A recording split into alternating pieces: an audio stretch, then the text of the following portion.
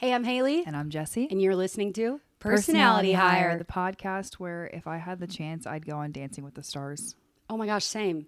I was going to ask you, actually. I decided I was going to finally watch just because enough people on there that I like absolutely adore.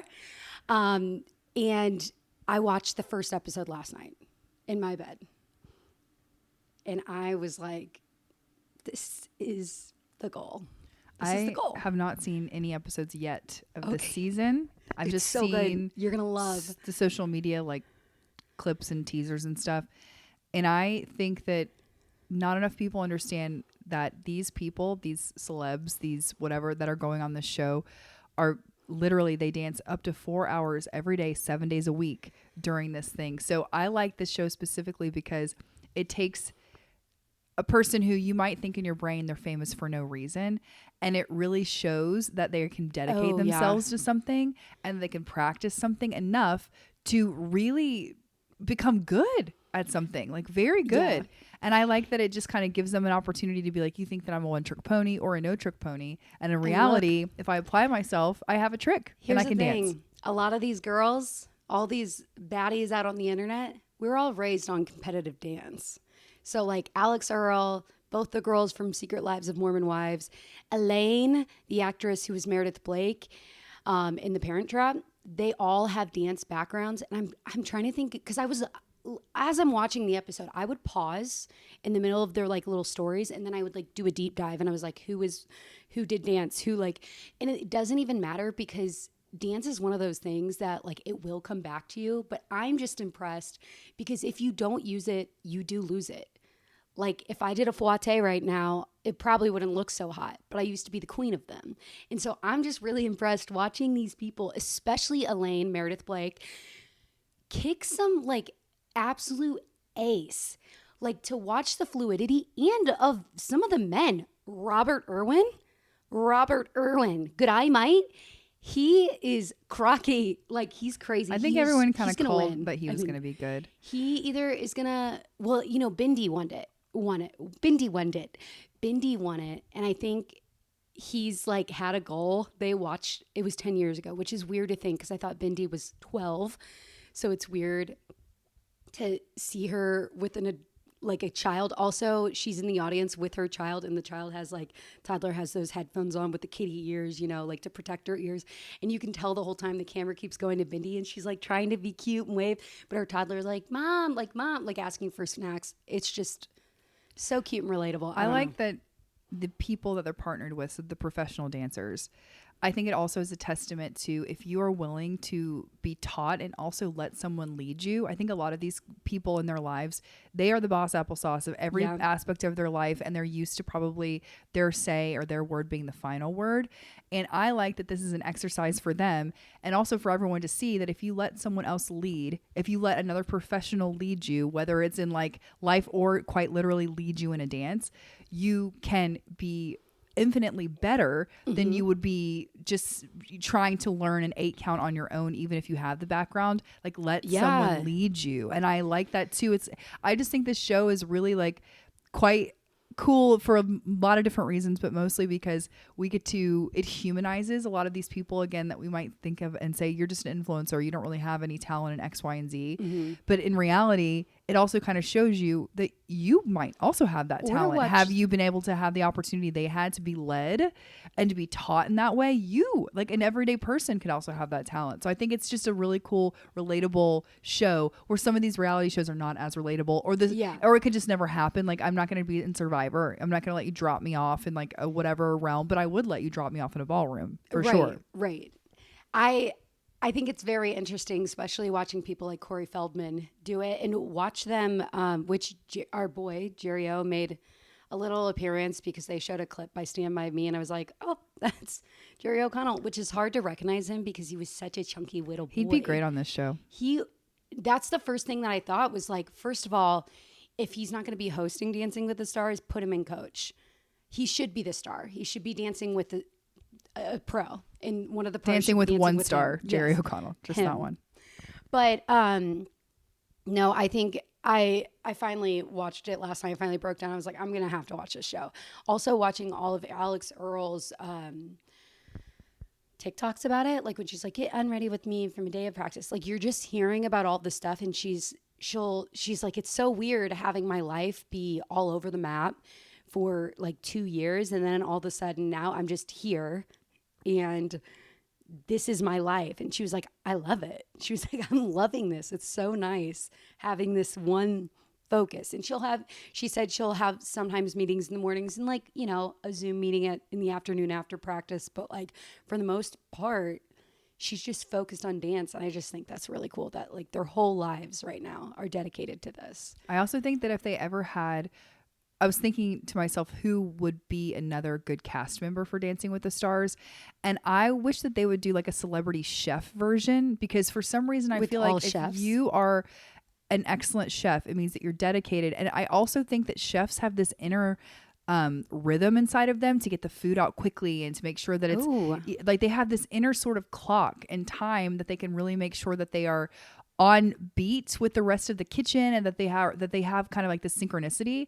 So I kind of wish, this is just a free pitch to Dancing with the Stars people, but do a celebrity chef version. I wonder if have you looked to see if they have had a celebrity chef? Because I feel like that's, I don't know if they have, but I would I would love an entire season where it's like we've got Bobby Flay, we've got Guy Fieri, we've got Jada De Laurentiis, we've got, you know, whoever, like just that. That's my pitch. I would watch that. I would eat that up. But I also love interesting because sometimes like the musicians that they have on who aren't known for dancing, like they obviously have incredible rhythm and have all this musicality, and it's interesting to watch them.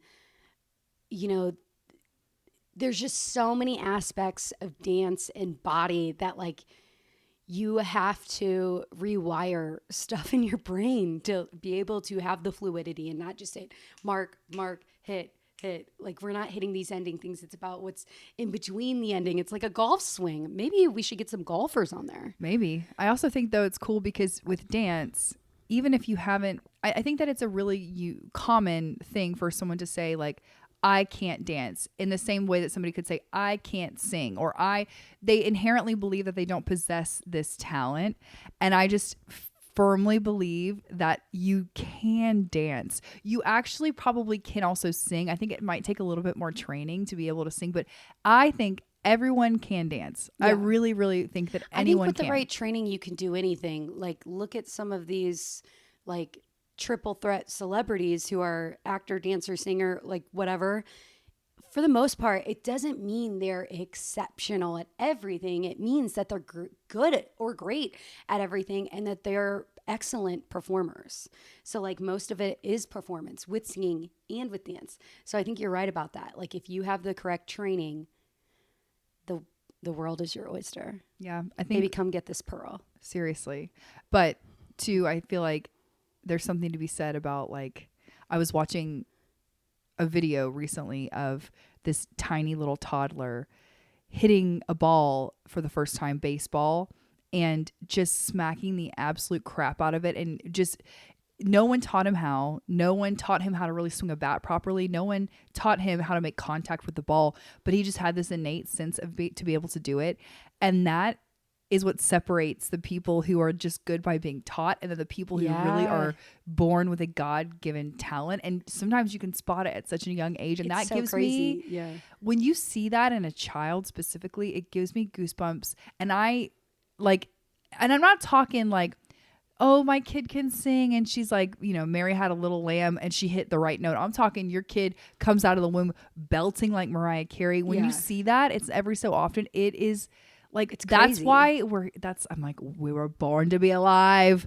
We were born to see this. Like, but you're just, you know, you just never know what the talent is. I always get freaked out by that kid who is like 1.5, 2 and can drum to like hear a song and pick up the beat and like pick up what drums need to happen, like what beats, and they're like, and I'm like, you can't even say your ABCs, but you know B minor, A minor. I don't know what drums are, but they can do that. It just goes back to that nature versus nurture whole thing where it's like, I didn't nurture that inside of you. You came out a natural born. I was going to say killer, but you're not a killer. You know what I mean? A natural born drummer. Killer of the beats. Yeah. So anyway, I would be on Dancing with the Stars. Same. The phone line's open if anyone needs me. Yeah. Just let me Call know. us up. Call me up. To, Absolutely. have your people call my people, our people. And my people is us. So It's us. yeah. But today we are talking about, which I wonder what, I always think of people who've made it. People who get to the level of, when you think of like baseball, hockey, like sports, singing, anything. I always wonder what advice people got or what in that person kept them going. And I think a lot of it is just mental stamina of things. Like, we can all achieve great things. We just got to stay in the game long enough. So I'm kind of wondering, we were talking about what the best advice we've ever received is, or that we've ever heard, because half the advice that I think is really good, I heard it on TikTok, to be honest. But Sure. yeah. Or you heard it from somebody that's the best in their field or league or whatever. Yeah, and like in a video on our podcast. Yeah. It's not always like the advice given. And it's all the way, it's about the way you perceive it in that moment. I think too, advice can also be, to me, it's also interchangeable with a lesson. Yes. Because sometimes you do receive advice, but it doesn't stick with you in the moment until you've learned the lesson around it. And until you've experienced it, something to apply the advice to. And I think a lot of times, especially when you're young, you're given really good advice, but you don't know how to apply it yet because you haven't lived through something that seems like that would be necessary to apply it to. Yeah. So I feel like life lessons can sometimes be interchangeable with like that advice piece. Right now, something that I quite literally heard yesterday, because I've been very open about how I am actively in therapy as of this year, because that's been a huge goal of mine. And yesterday I was in therapy just chatting about my mental state and where I'm at, and how I'm really in a season of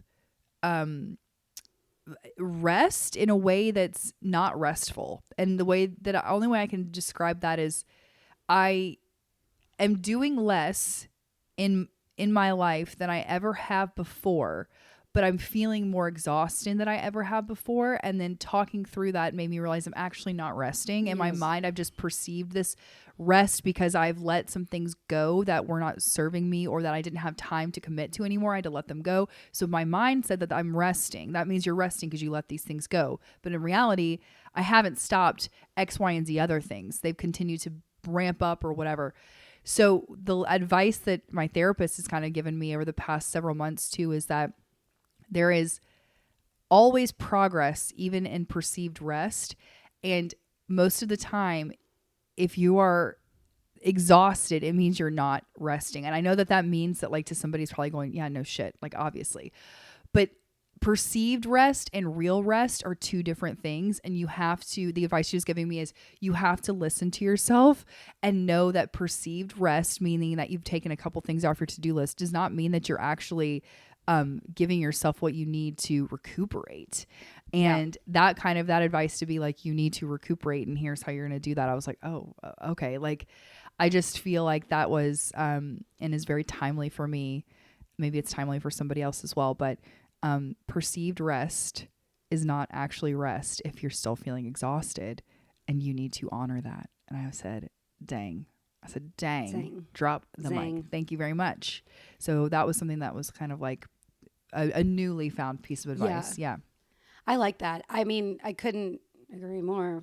And it's hard too, because sometimes you're like, I don't have time for rest, but honestly, you don't have time not to rest, because if you're burning yourself into the ground, nothing's going to be good. Like, that's half the frustration sometimes I have with my own life as like someone who's trying to pursue the podcast, acting, like, and then I have all this other stuff that I have to do to get to those things. And it's just, you can run yourself into the ground, think, I got to do this. Well, if you don't rest, it's not going to be done well. And it's not going to be done like at your capacity, at your talent. So rest is so important. And because your brain, like, if your brain's tired, it's all over. It's all over. I've never had this told to me, but I just thought it was really interesting, this one piece of advice. And And I like to hold on to this advice because when I hear it, I think of it as a multifaceted piece of advice. But if you get on the wrong train, get off at the nearest station. The longer it takes you to get off, the more expensive the return trip will be. Basically saying, like, the advice that I heard when this was given was someone talking about a marriage, and they were just saying, which I'm not married, so that's not how I perceived it. But if you know it's wrong and there's no fixing something, not just a marriage, anything, your career, let's use it that way. That feels like less high stakes right now. But like, let's say I decide to be an actor and I put all this work in and then it's not working out and I'm not happy and I don't like it anymore. Why would I keep doing it? Oh, because I've been doing it this long. Look at how much I've invested in it with time, energy, blah, blah, blah. Why are we still doing this? You know it's not right. Just hop off and change your mind. Life is so short. We can live many different lives. I also think too, that's, if you think about like hopping off at that station, even if it feels like it was maybe the wrong train at the time, if it even took you up to one more station than you were at before, it wasn't a failure, or it wasn't a waste of time or whatever that is. It still took you in a different direction that will lead you onto the next path. So I also think people, to your point, are very driven by the idea of, I've invested X amount of time in it and I don't want that to be a waste. When in reality, it's never a waste. It led you to a different path. It led you to a different stop, a different train. So, but let's change gears. Let's switch the path. So yeah. It's like what they say with any relationship when you're like, I can't believe I dated that guy. No, that's good. You learned so much from that relationship.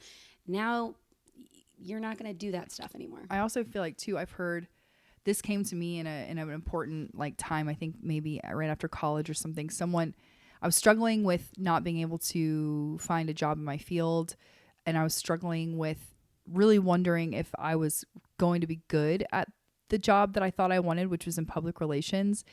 And while I was thinking through it, I had a mentor tell me, just because you have a perceived talent or just because you have a gift in some way doesn't mean you have to make that talent or gift the way you make your money and the way you earn your living. Sometimes your talent and your gift is more suited in terms of your overall mental well-being as a hobby or as something that truly lights you up. Sometimes when you try to apply earning a living or money to your talent or what makes you happy, that's when it stops making you happy, right? Because then it turns into a job outside of a chore, even. So I think I did wind up using my talents in a way that made me money in public relations and earned my living. And I do think that was the best choice for me at the time. But it was just good to hear a mentor tell me, your talent does not always need to be the direct result of your money making and you earning a living, because it also frees you up to understand that like sometimes in some arenas of your life, a job can just be a job.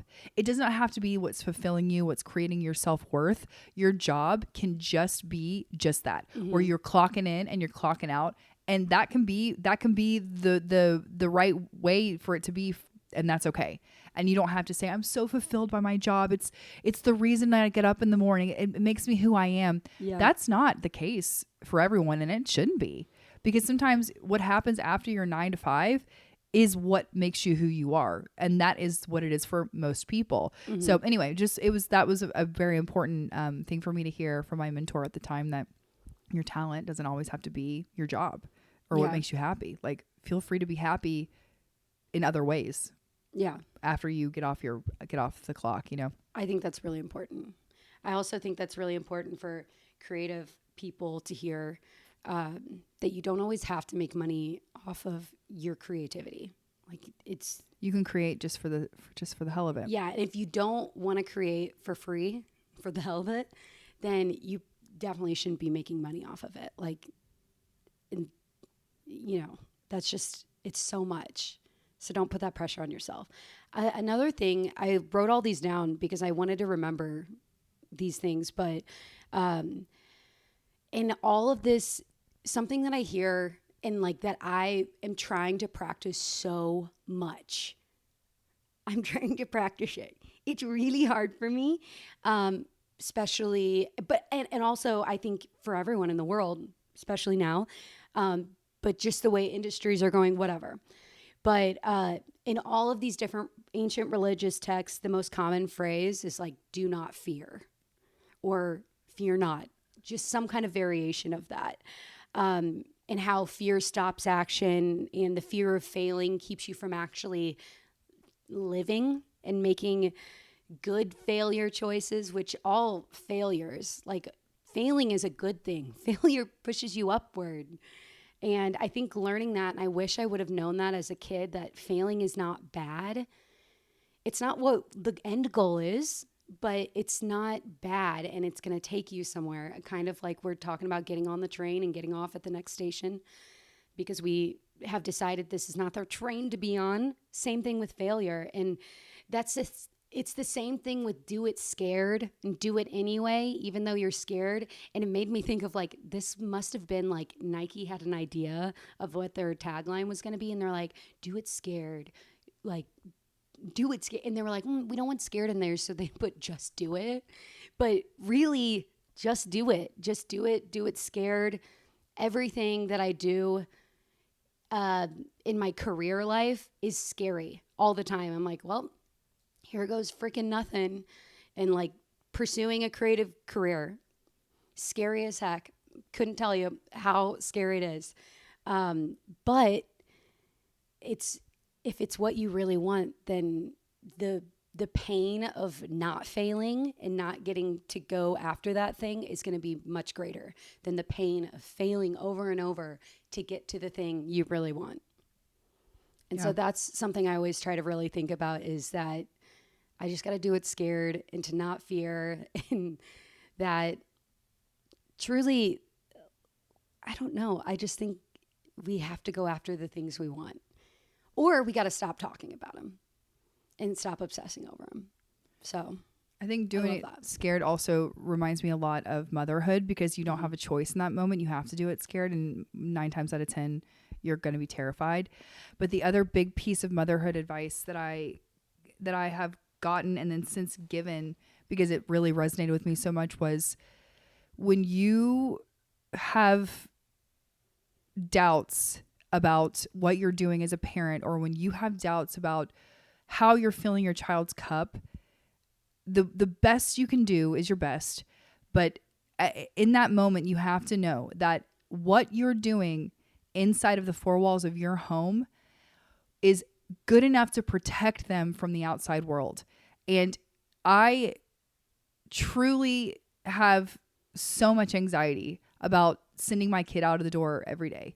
Like, I think about the worst things that could happen every day. I am a very anxious mom. I'm trying my best not to let my daughter see what an anxious mom I am. But you have to be a mom scared a lot of the time.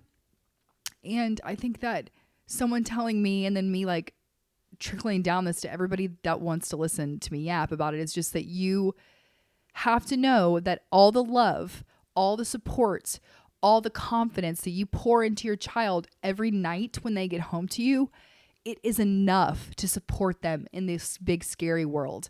Like that is enough. And you have to trust yourself. You have to trust your child.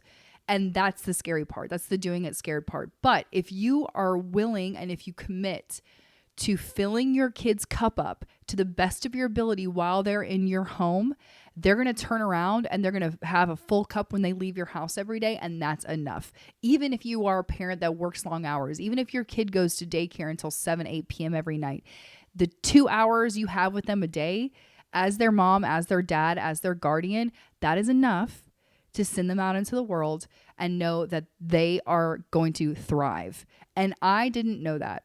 I didn't know that until someone told me that. And I was like, wait, you're right. I had parents who filled up my cup in the few hours I saw them every single day, to the point where I knew exactly who I was. I wasn't afraid to be out into the world on my own. I wasn't afraid of new experiences. I wasn't afraid to make my own choices. And it's because I knew when I got home that night, my cup was going to get filled right back up to the top. So that, I don't even know if that translated into advice, is just as much as like having somebody reassure me that you're doing enough to protect your kid.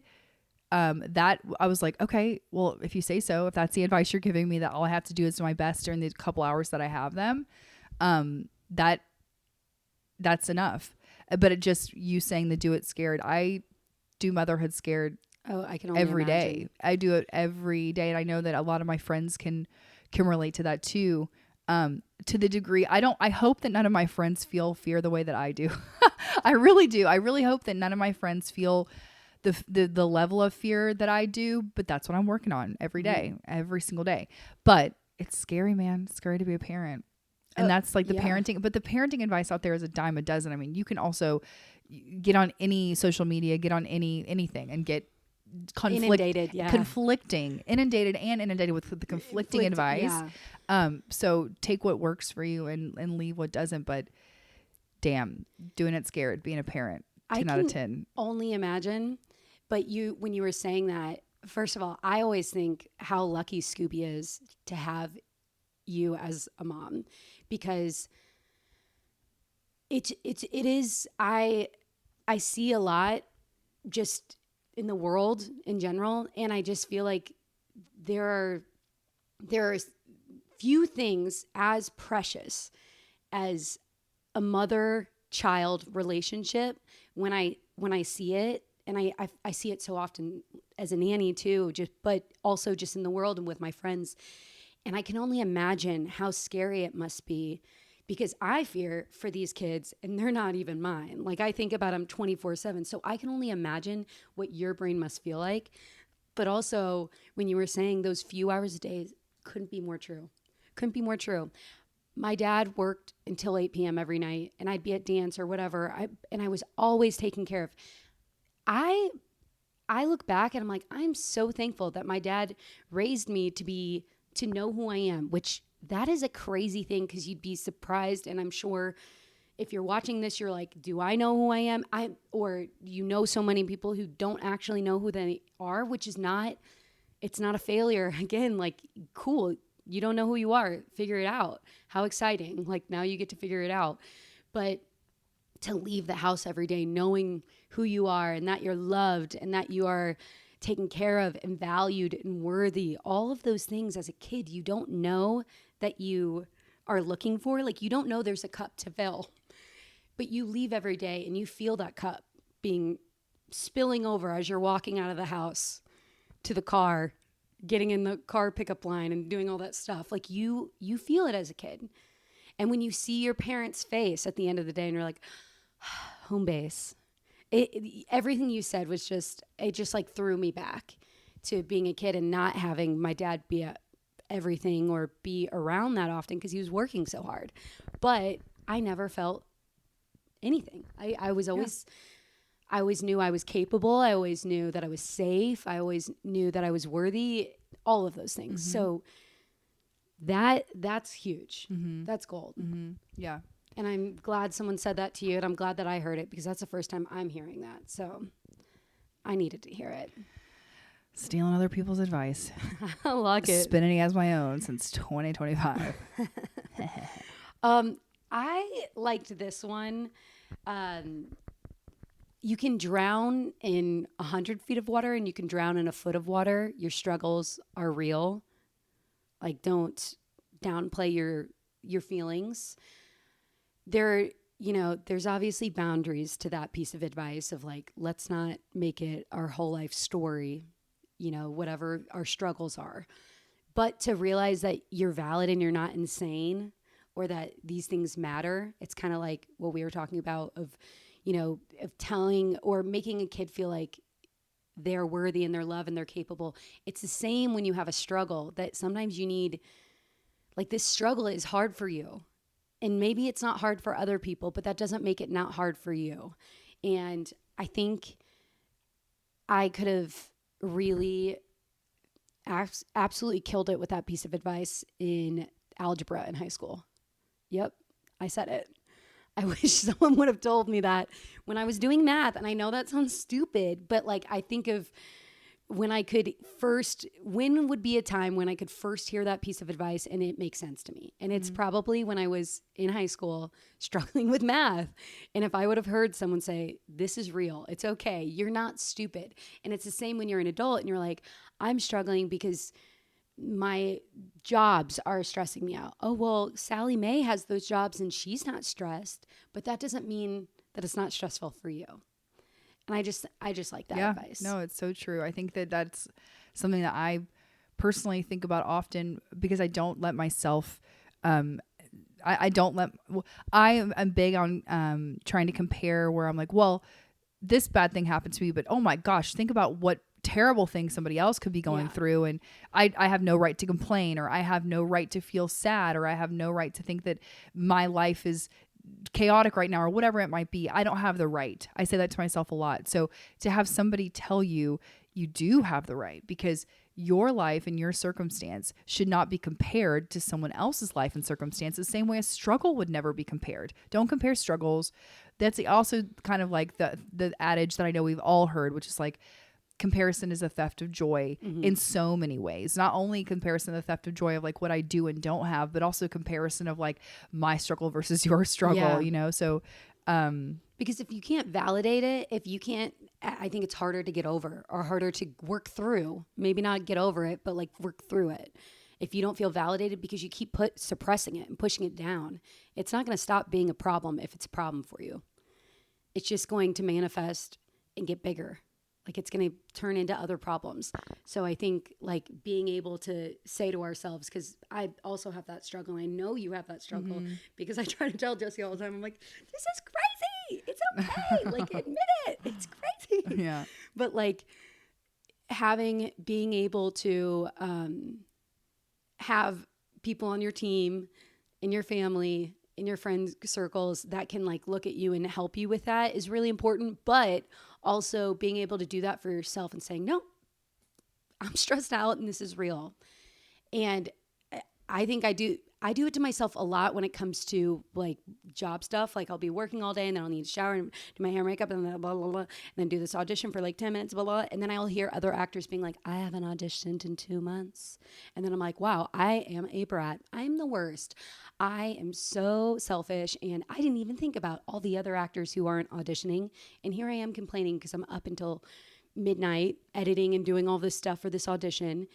And then I have to get up and go to work the next morning and like do it all again. The same thing all over again. And I'll get stressed and like, then I'll be like, no, you're not allowed to be upset over this. And that's not true. I'm doing free work. It's hard. I'm allowed to be stressed out because I am tired. Like medically, I am going to be stressed out because I'm not sleeping. But I'm not also going to get like, if I don't tell myself, no, you know what, this is hard. That will release me from thinking about that I'm a brat and all these other guilty feelings.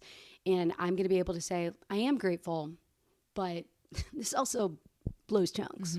This is not fun staying up this late and getting up and doing it all over the next day and fighting to find a reader.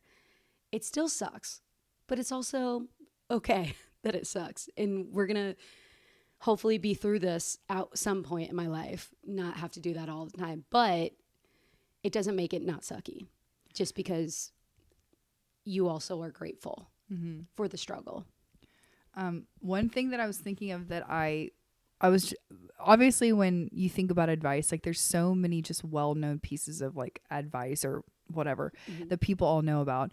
And one I was thinking about that I don't agree with. I do not agree with this. And it's something that's been around for forever is the old saying of don't go to bed angry. I do not believe that has any, I don't know where that came from either. Well, I think that it comes from making sure that the wife submits to whatever argument her husband had with her before bed. And that I think it's rooted in, the patriarchy and making sure the women submit to men is what I think. Clocked. But I do believe that if you have a strong enough relationship, friendship, I'm talking with anybody, whatever, you should be able to go to bed pissed off and then be able to talk about it the next day. I understand also we're saying that God forbid something happens to you that night and you didn't get it resolved. I'm not going to, your love is deep enough. I'm not going to hang my hat on one argument so that for it to be so bad for me not to think that my partner, my friend doesn't know that I love them more than this argument. But if I need more time to process, or if I really want to go to bed mad, I'm going to go to bed mad. Yeah. And I don't know why sometimes that is so like irking for me to hear, like, don't go to bed angry. Make sure you get it all worked out, resolved. I don't want to. I don't feel like it right now. And honestly, what I feel like doing is I want to stew about it. I want to lay in bed and I want to think about it into the nighttime. And maybe I'm going to lose a little sleep about it. And that's what I feel like doing. Maybe not every time I get into an argument, but sometimes. I totally agree with that. And that makes me think of another thing that people say all the time that I truly just don't think I believe this, but everything happens for a reason. I don't think everything happens for a reason. I think everything happens.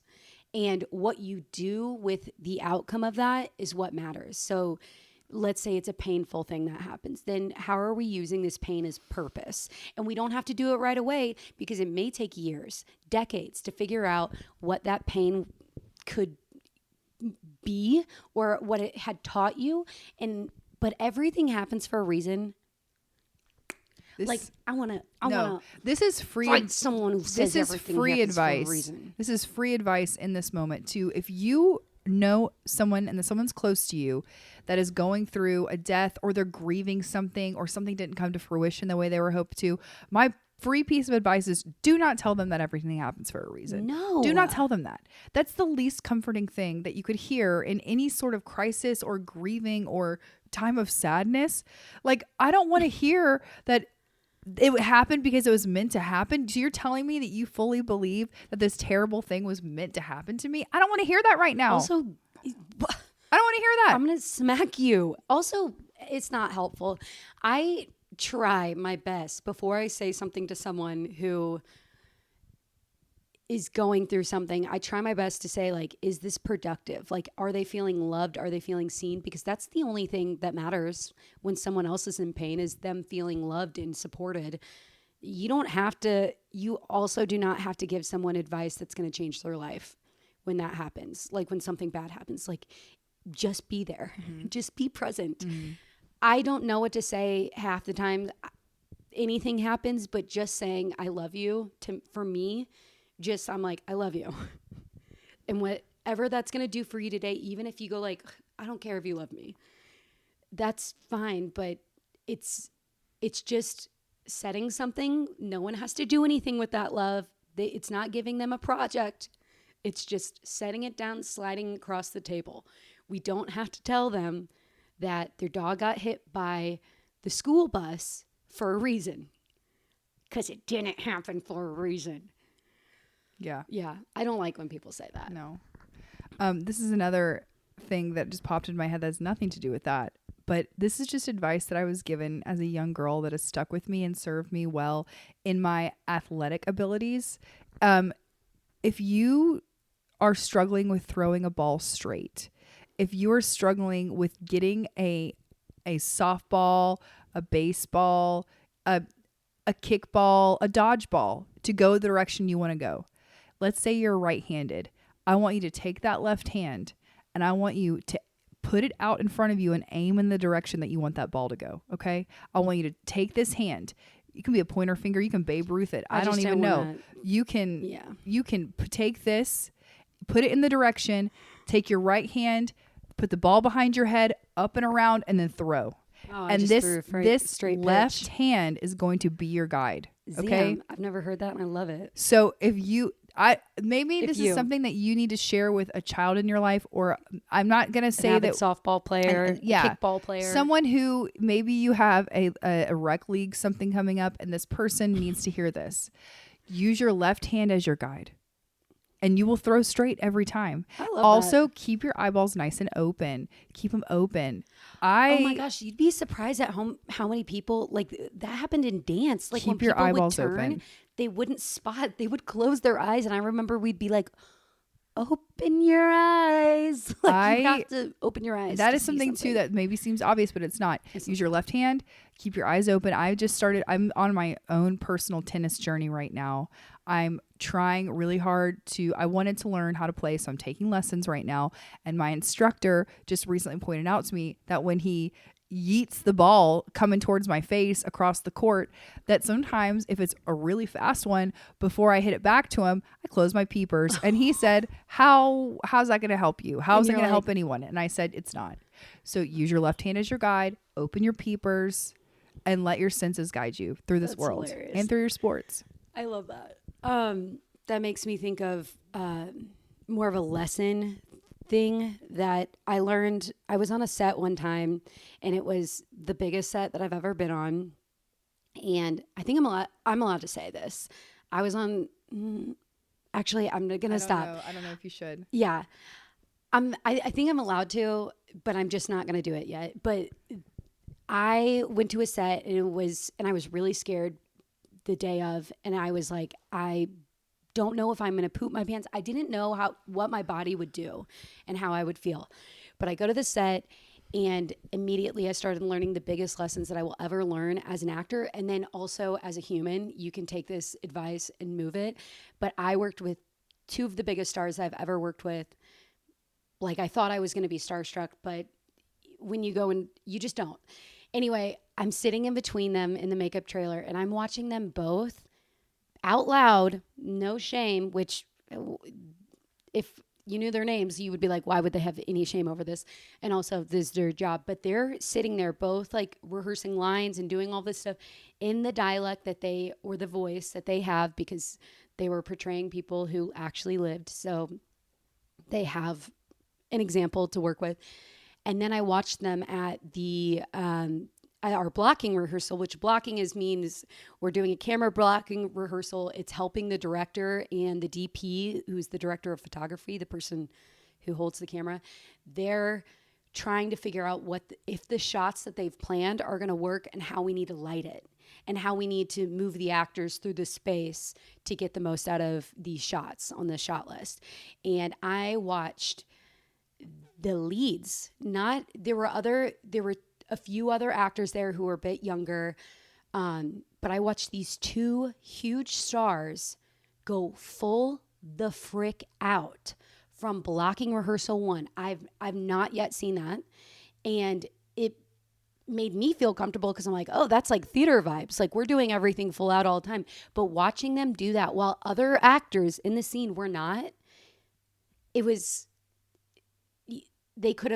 I was waiting to see them tone it down. You know what I mean? And they never did. And I didn't tone it down because I'm following their lead. So I didn't feel stupid when I did my thing, because I was like, oh, that's what they're doing. Like, that's what I need to be doing, because that's who I admire. And it kind of goes to the advice of, like, don't take advice from someone you wouldn't want to live their life from, which so true. So true. We don't have to, you can let someone say something to you, but like, I want to be those two guys. I want to be them. So I'm going to do that, even though these other actors who are closer to my age and like more like whatever, I could feel weird about going full out, but I'm not going to. And I just thought that was like a really good lesson to have. And I think anyone can take that, like, be bold and go full out all the time, because that's how they got to where they're at. I'm just saying that, like, by going full out, working their butt off, and always being bold is the best way to put it. Full out, but also just going back to what you just said, which is there's something to be said about not following in people's footsteps exactly, but by taking a look at the people that you admire, taking a look at the people that you think to yourself, I would love that life, and then following their lead, which is what we talked about at the top of this episode with Dancing with the Stars. But follow the lead of people. Don't be afraid to be a follower in some instances, because then that means that you're going to be held to maybe a standard that you would love to be held to, or that you'll be shown in a light that makes you seem that you deserve to be on the same caliber as these people that you admire. So it's not always a bad thing to not necessarily be not a follower per se, but it's not a bad thing to follow someone else's lead all the time when you are working towards a goal of that you see this other person has already achieved. But just like you said too, don't follow somebody whose life you don't think would serve you, or that you want to emulate. Don't follow that person. You know, don't be a lemming. You're gonna hear so many pieces of advice, and like so many people are gonna offer you advice, especially if you. One thing is like when you share something like, hey, I'm doing this. Like me and Jessi are starting a podcast.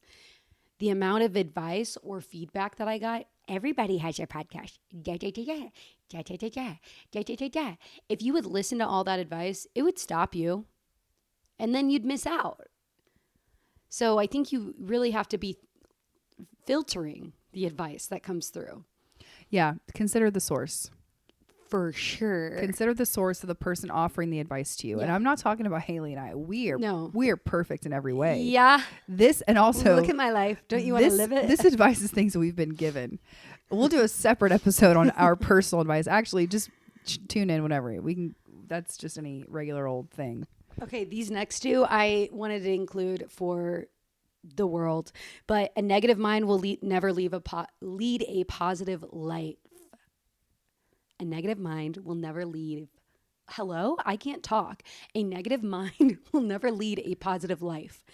And I have to tell myself that all the time because I get down in the swirly girlies. Like I go down the rabbit hole. I am a rabbit. Matter of fact, my dad growing up and still now calls me Bunny Rabbit.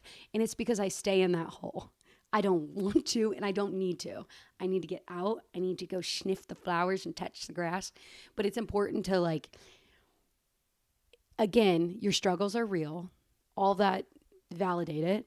But also, you're alive. You're living. You're waking up. And you have so many blessings. It's really hard for me to listen to people complain and not have one positive thing to say about their life because they're sitting there with me, so they're breathing, they have all these things. It doesn't mean like a hard time. I mean like the chronically negative people. I just never want to be that way. And so when I think of that piece of advice, I'm like, I've got to have some positivity. Even if the day or the weeks look grim, it's not all bad. And just, you're going to get yourself deeper in a hole, is what I'm saying. Yeah. Yeah. Yeah. But also don't be so positive to the point to where you are toxic positive. Yeah, well, that's fake as hell. Yeah, I have someone that is very close to me in my life that sometimes exemplifies toxic positivity. And I don't necessarily love that term, but they are positive to a fault to where even when things are grim or they do deserve to be treated like with sadness or, and you know, whatever, they don't let themselves, or they can't do it for you because that would mean slipping away from positivity. Well, some people are scared that's like it's kind of a protection, like when everything's fine. You know, everything's fine. Everything doesn't have to be fine, but let's find the fine in every day. Yeah. I think Shaquille O'Neal said that. Really? I believe it. DJ, what is it? DJ. I can't remember. It was hilarious. The other thing is I heard this and I don't think I've ever thought of it again, but I did write it down at one point. Don't let your empathy be stronger than your boundaries. I think that's a really good, yes, that's a really good piece of advice. I was making sure I read it right. But if you're a people pleaser, sometimes you can but also don't let your boundaries be stronger than your empathy as well. That's similar. A mantra that runs through my head and has for years and years and years now is do no harm, but take no shit. And that's a popular mantra for a lot of people, but it really runs through my head all the time. I don't want to do anybody a disservice. I don't want to be mean or unkind or whatever, but I'm not going to take any crap because I don't have to, because I'm a grown up. And my bag is full. I don't got room for your crap too. I got a bag full of applesauce and tampons and I don't have any room for your shit. Thanks. Thanks, management. Thanks.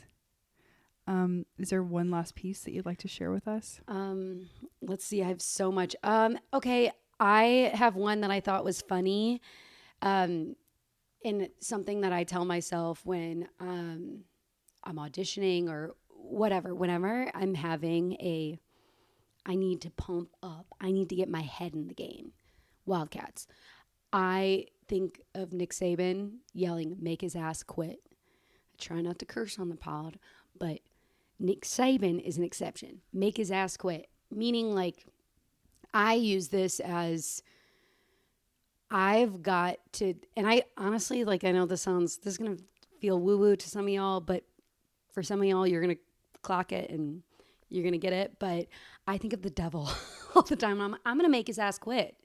I'm going to make the devil regret the day he put his eyes on me, because I'm not going to let him stop me from sharing my light in the way that God intended and fighting, even though I'm tired. I'm going to make his ass quit. Probably a good way to throw a punch would be to use your left hand as your guide, pull back on your right, and sock it to him. Straight in the schnoz of the devil. Make his ass quit. Quit doing that over there. Satan, you are embarrassing. You're embarrassing. Stop it. I think that was perfect. I think that's a perfect way to wrap this up. I really do. Punching Satan in the face and good making to his me. ass quit. Roll Tide. Beat Auburn. Today and every day. Every dang day. Please rate, review, subscribe. Please share this episode with a friend. Please let us know what advice you have for us. Actually, don't stop. I don't want to hear it. No, actually, I don't want to that's hear it, okay. please. We're going to filter that out. Please. I don't want to hear it. But if you'd like to give advice to a friend by saying, like, you should really listen to this podcast, that's honestly, like, the best piece of advice we've said all day. It's true. Said that. And with that, we will see you next Thursday. Janine, what's your advice? Take us home, sis.